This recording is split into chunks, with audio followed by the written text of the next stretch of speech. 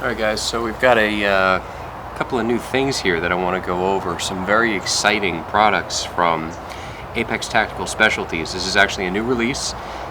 Today, the video is actually going to be going up. It's November 12th. The official release on this will be the 19th of November 2014.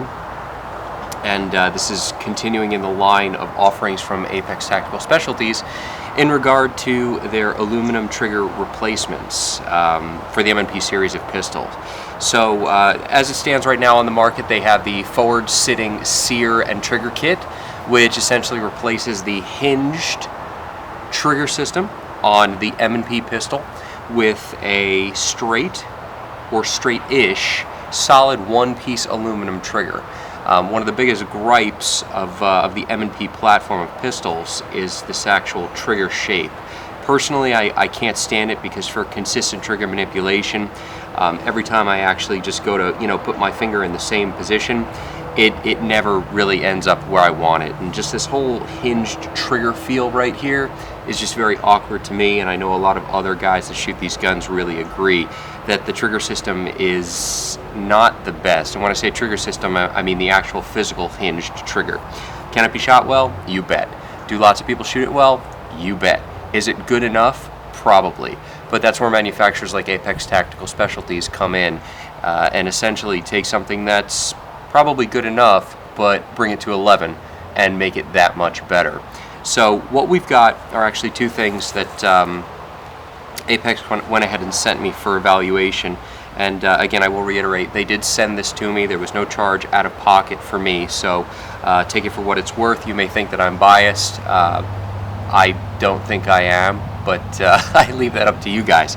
So what we have are essentially two different things. We've got the actual trigger kit itself, and we have a competition spring kit. So we're going to put the competition spring kit over to the side for now and essentially just focus on an overview of the actual trigger, because that's going to be the real bread and butter of this. The competition spring kit is just something that I'm going to futz around with at a later date to see what I can do as far as how low this trigger can go. Apex did advise me that during their testing they were actually getting triggers as low as 1 pound 6 ounces, which is pretty badass. So for a lot of limited shooters that are using these in USPSA that want an ultralight trigger, basically feather light, this is the way to go. So let's go ahead and bust open this trigger kit, see what they've got inside. As you can see, there's a lot of stuff in here, but it's well worth it. So let's go ahead and separate the components.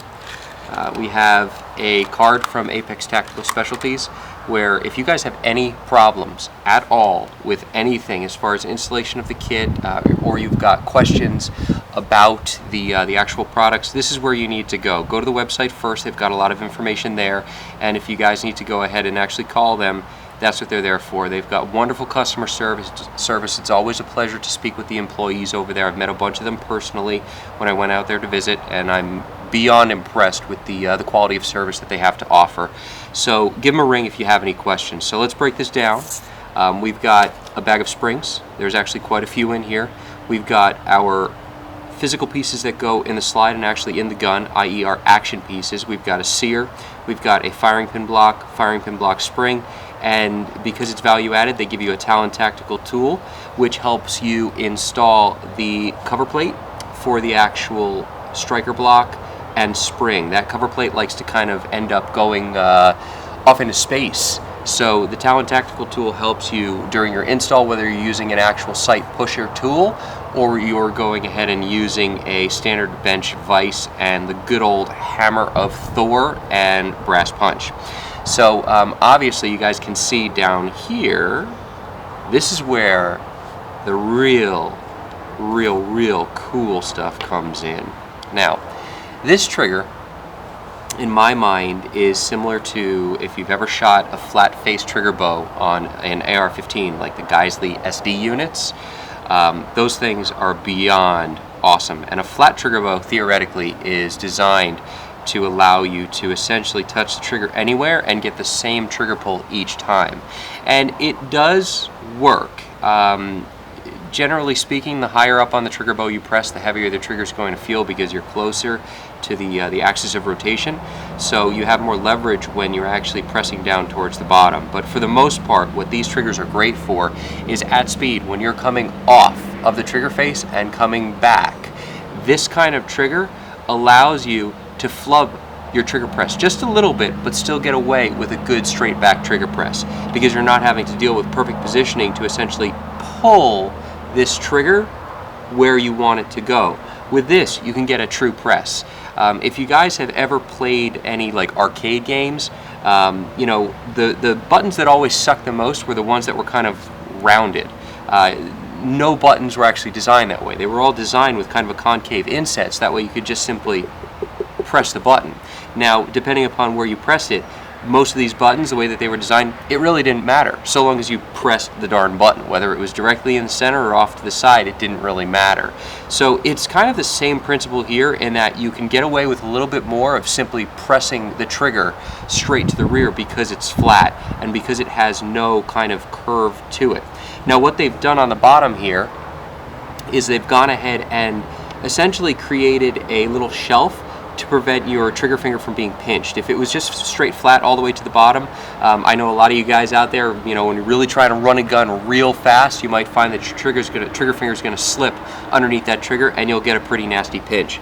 So this shelf here should alleviate some of that. So what you have is a nice hard anodized aluminum trigger shoe with a bladed safety, and the bladed safety will be depressed out of the way, so that way you can go ahead and press that trigger straight to the rear. Now, they have left a bladed safety on here, so that way when you have this installed in the gun, if you were to actually drop it beyond all the other passive safeties in the gun, if you were to drop it due to inertia, this trigger would not be able to essentially press itself straight to the rear because of that block right there. So they've really done their homework. They haven't, you know, disabled any safeties that a lot of people might find desirable. Me personally, the trigger safety, meh, whatever. I don't really care too much about it so long as the gun has some sort of internal firing pin block, which it does. You know, 1911s, for example, have no trigger safeties. They're single action guns. They do have thumb safeties, but there is no internal safety in a Series 70 gun, and guys have been running that for years and years and years and have never had any problems. So to each their own. Apex has decided that they're going to go ahead and include all safety measures that they possibly can, just to ensure that this is as safe as you will ultimately make it. Because again, you press the buttons, you make things happen, you are the one shooting the gun. So beyond the actual trigger shape, we've got a bag full of springs. There's 2 trigger springs that they include. One is heavier, one is lighter.